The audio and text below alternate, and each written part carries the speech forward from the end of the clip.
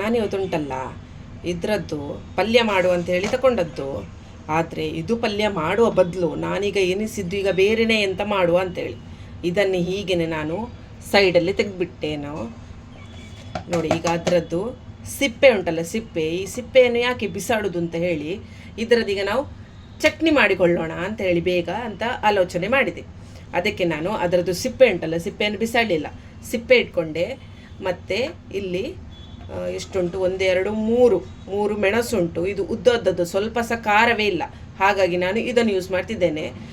3 ಹಾಕ್ತಾ ಇದ್ದೇನೆ. ಮತ್ತು ಬೆಳ್ಳುಳ್ಳಿ ಉಂಟು ಇಲ್ಲಿ 5 ಚಿಕ್ಕದದು, ಹಾಗಾಗಿ 5 ಎಸಳು ಬೆಳ್ಳುಳ್ಳಿ ಉಂಟು. ಮತ್ತು ಸ್ವಲ್ಪ ನಮ್ಮದು ಹುಳಿ ತಗೊಂಡಿಟ್ಟಿದ್ದೇನೆ ನಾನು, ಇಷ್ಟನ್ನು ತಗೊಂಡೆ. ಈಗ ನಾವು ಸ್ವಲ್ಪ ಎಣ್ಣೆಯಲ್ಲಿ ಒಂದು ಸ್ವಲ್ಪ ಫ್ರೈ ಮಾಡ್ಕೊಳ್ಳಿಕ್ಕೆ ಉಂಟು ಇದನ್ನು. ಅದಕ್ಕೆ ಎಂತೆಲ್ಲ ಹಾಕುದು ಅಂತೇಳಿ ನೋಡೋಣ. ಈಗ ಒಂದು ಬಾಣಲೆಯಲ್ಲಿ ನಾನು 1 ಚಮಚದಷ್ಟು ಎಣ್ಣೆ ಹಾಕಿಕೊಂಡೆ. ಅದು ಎಣ್ಣೆ ಬಿಸಿ ಆಯಿತು ನೋಡು. ಅದಕ್ಕೆ 1 ಚಮಚದಷ್ಟು ಉದ್ದಿನಬೇಳೆ ಹಾಕ್ತಾ ಇದ್ದೇನೆ. ಉದ್ದಿನಬೇಳೆ ಹಾಕಿ ಮತ್ತು ಸ್ವಲ್ಪ 1 ಚಮಚದಷ್ಟೇ ನಾವು ಜೀರವನ್ನು ಸಹ ಹಾಕ್ಕೊಳ್ಬೇಕು. ಅದೆರಡು ಚೆನ್ನಾಗಿ ಕಾಯಬೇಕು. ಕಾಯಿದ ಮೇಲೆ ನಾನು ಅದಕ್ಕೆ ಹಾಕ್ತಿದ್ದೇನೆ, ಇಲ್ಲಿ ನಾವು ಇಟ್ಕೊಂಡಿದ್ದೇವಲ್ಲ ಇದನ್ನೆಲ್ಲ ಹಾಕ್ತಿದ್ದೇನೆ. ಈ ಮೆಣಸು ಮತ್ತು ಇದರದ್ದು ಸಿಪ್ಪೆ ಮತ್ತು ಬೆಳ್ಳುಳ್ಳಿ ಇದನ್ನು ಹಾಕಿ ಸ್ವಲ್ಪ ಇದು ಹುಳಿ ಹಾಕೋದು ಬೇಡ, ಇದು ಮತ್ತೆ ಲಾಸ್ಟಿಗೆ ಮಿಕ್ಸರಿಗೆ ಹಾಕಿದರೆ ಆಯಿತು. ಇದಿಷ್ಟನ್ನು ಸ್ವಲ್ಪ ಬಾಡಿಸೋಣ. 1-2 ನಿಮಿಷ ಇದರಲ್ಲೇ ಇರಬೇಕಿತ್ತು, ಬಿಸಿ ಆಗಬೇಕು ಅದೆಲ್ಲ. ಅದರದ್ದು ಸಿಪ್ಪೆ ಉಂಟಲ್ಲ ಅದನ್ನು ಸ್ವಲ್ಪ ಬಿಸಿಗೆ ಬಾಡಿಸ್ಕೊಳ್ಳೋಣ ನಾವು, ಇಷ್ಟೇ. ಇದೀಗ ಸ್ವಲ್ಪ ಕಾಯ್ತಾ ಬಂದಿದೆ ನೋಡಿ. ನಾನು ಇದಕ್ಕೆ ಈಗ 2 ದಂಟದ್ದು ಬೇರು ಸೊಪ್ಪನ್ನು ತೆಗೆದು ಅದನ್ನು ಸಹ ಹಾಕ್ತಾ ಇದ್ದೇನೆ. ಇದಕ್ಕೆ ಸ್ವಲ್ಪ ಅದು ಪರಿಮಳ ಬರ್ತದೆ, ಒಳ್ಳೆ ಪರಿಮಳ ಕೊಡ್ತದೆ ನಮಗೆ. ಇದು ಹಾಕಿ ಉಂಟಲ್ಲ ನಾನು ಗ್ಯಾಸನ್ನು ಆಫ್ ಮಾಡಿಕೊಳ್ತೇನೆ. ಇದು ನಮಗೆ ಬೇರು ಸೊಪ್ಪೇನು ಕಾಯಬೇಕಂತ ಹೇಳಿಲ್ಲ, ಅದನ್ನು ಆಫ್ ಮಾಡಿಕೊಳ್ತಿದ್ದೇನೆ. ಈಗ ಇದು ಅದರದ್ದು ಸಿಪ್ಪೆ ಉಂಟಲ್ಲ ಅದು ಒಳ್ಳೆ ಬಾಡಿದೆ, ಹಾಗಾಗಿ ಇದನ್ನು ನಾನೀಗ ಆಫ್ ಮಾಡಿಕೊಳ್ತಿದ್ದೇನೆ.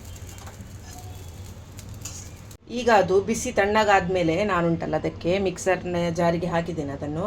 ಅದಕ್ಕೆ ಆಗ ತೆಗೆದಿಟ್ಟಂತಹ ಪುಳಿಯನ್ನು ಹಾಕ್ತಾ ಇದ್ದೇನೆ. ಮತ್ತು ಸ್ವಲ್ಪ ರುಚಿಗೆ ತಕ್ಕಷ್ಟು ಉಪ್ಪು ಸ್ವಲ್ಪ ಹಾಕಿ ಈಗ ಅದನ್ನು ಕಡೆದುಕೊಳ್ಳೋಣ. ಮತ್ತು ಬೇಕಾದರೆ ನಾವು ಆ್ಯಡ್ ಮಾಡ್ಕೊಳ್ಬೋದು ಉಪ್ಪನ್ನು. ಮತ್ತು ನಿಮಗೆ ಬೇಕು ಅಂತ ಹೇಳಿ ಆದರೆ ಕೊಬ್ಬರಿ ಸಹ ಹಾಕ್ಬೋದು. ಜಾಸ್ತಿ ಕೊಬ್ಬರಿ ಹಾಕೋದು ಬೇಡ ಇದಕ್ಕೆ, ಖಾಲಿ 2-3 ಚಮಚದಷ್ಟು ಕೊಬ್ಬರಿ ಹಾಕಿ ಇದನ್ನು ಚೆಂದ ಮಾಡಿ ಚಟ್ನಿ ಪೀಸ್ಕೊಳ್ಬೇಕು. ಈಗ ನಾನು ಪೀಸಿ ತರ್ತೇನೆ ನೋಡಿ. ಸ್ವಲ್ಪ ನೀರು ಆ್ಯಡ್ ಮಾಡಿ ಅದನ್ನು ಸಣ್ಣಾಗಿ ರುಬ್ಬಿಕೊಳ್ಳಿ ನೀವು ನೋಡಿ. ಇದೀಗ ನುಣ್ಣಗೆ ರುಬ್ಬಿ ಆಗಿದೆ ನೋಡಿ, ಎಷ್ಟು ಒಳ್ಳೆ ಬಂದಿದೆ ನೋಡಿ, ಸ್ಮೂತಾಗಿಂಟು ನೋಡಿ.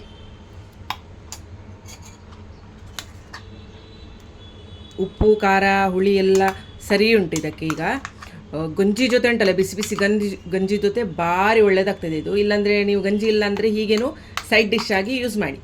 ಇನ್ಯಾವತ್ತು ನೀವು ಇದನ್ನು ಒಮ್ಮೆ ಮಾಡಿ ತಿಂದರೆ ಉಂಟಲ್ಲ, ಯಾವತ್ತೂ ಇದರ ಸಿಪ್ಪೆಯನ್ನು ನೀವು ಬಿಸಾಡೋದಿಲ್ಲ. ಒಂದು ಚಟ್ನಿ ರೆಡಿ. ಇದು ನೋಡಿ, ನೀವು 15 ದಿವಸದವರೆಗೆ ಸಹ ಇಡ್ಬೋದು ಫ್ರಿಜ್ಜಲ್ಲಿ, ಎಂತನೂ ಆಗೋದಿಲ್ಲ. ಇದು ಚಟ್ನಿ ಅಷ್ಟು ಟೇಸ್ಟಿ ಸಹ ಇರ್ತದೆ ಮತ್ತು ಒಳ್ಳೆ ಆಗ್ತದೆ ಊಟಕ್ಕೆ. ನನ್ನದಂತೂ ಸಹ ಖಾರ ಕಮ್ಮಿ ಉಂಟು ಇನ್ನೂ ಸಹ. ನಿಮಗೆ ಖಾರ ಬೇಕಾದರೆ ಖಾರ ಹಾಕಿಕೊಳ್ಳಿ ಆಯಿತು. ಇನ್ನು ಯಾವತ್ತೂ ಹೀಗೆ ಬಿಸಾಡೋದಿಲ್ಲಲ್ಲ ನೀವು ಇದರದ್ದು ಸಿಪ್ಪೆಯನ್ನು. ಇನ್ನೊಂದು ನೆಕ್ಸ್ಟ್ ವ್ಲಾಗಲ್ಲಿ ನಾನು ನೆಕ್ಸ್ಟ್ ರೆಸಿಪಿಯೊಂದಿಗೆ ಬರ್ತೇನೆ. ಬಾಯ್. ಯಾರೆಲ್ಲ ಸಬ್ಸ್ಕ್ರೈಬ್ ಮಾಡಲಿಲ್ಲ ಸಬ್ಸ್ಕ್ರೈಬ್ ಮಾಡಿ.